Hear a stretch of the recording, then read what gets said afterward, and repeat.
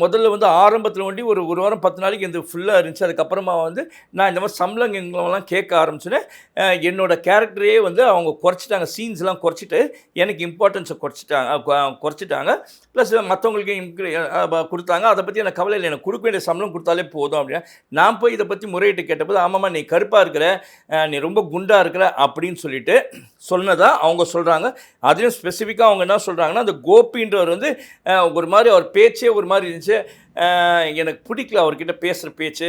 நான் அதனாலே தான் நான் அவங்கக்கிட்ட அவாய்ட் பண்ணேன். ஆனால் நான் சம்பளம்னு கேட்டாலே ரொம்ப ஒரு மாதிரி நான் கேரளாலன்னு வந்துட்டேன். அதான் மாற்று மொழிக்காரர் அப்படின்ற மாதிரி ஒரு அதர் ஸ்டேட் ஆள் அப்படின்ற மாதிரி கொஞ்சம் இழிவாலாம் அந்த கோபி என்கிட்ட நடந்துக்கினாரு அப்படின்னு சொல்லி இவங்க என்கிட்ட சொன்ன ஒரு ஸ்டேட்மெண்ட் இதுதான். ஓகேங்களா? சரி, சம்பளமே கொடுக்காம போயிட்டாங்களா என்னன்னா, ஆமாம் சம்பளமே கொடுக்கல. ஆனால் இவங்க இந்த வீடியோவெல்லாம் போட்டதுக்கப்புறமா இந்த விஜயகுமார் இருக்கார் இல்லைங்க, ஏன்னா இவங்க வந்து விஜயகுமாரையும் அதில் அக்யூஸ் பண்ணது. விஜயகுமார் வந்து இவங்க வந்து முதல்ல 25,000 வாங்கிட்டாங்க அட்வான்ஸு. இவங்களுக்கு சம்பளத்துக்கு மேலே வாங்கிட்டு இவங்க பேலன்ஸ் 10,000 கொடுக்கணும் அப்படின்னு சொல்கிறாரு.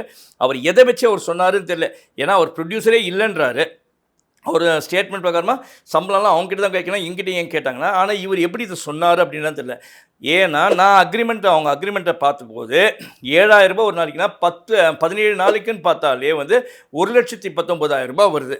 அந்த 1,19,000 25,000 போயிடுச்சுன்னா அப்ராக்சிமேட்லி 94,000 கிட்ட அவங்களுக்கு கொடுக்க வேண்டிய காசாக இருக்குது அவங்க சொல்கிற ஸ்டேட்மெண்ட் பிரகாரமாக. ஏன்னா இது எனக்கு தெரியாது. ஆனால் விஜய் என்ன சொல்கிறாப்புலன்னா 25,000 கொடுத்துட்டேன்னா அவங்களே 10,000 கொடுக்கணும் அப்படின்னு. 17 நாளுக்கு 15,000 தான் சம்பளன்ற மாதிரி அவர் சொல்கிறார். அப்படின்னா ஒரு நாளைக்கு 2,000 வேணுன்ற மாதிரி தான் பேசுகிறாரு.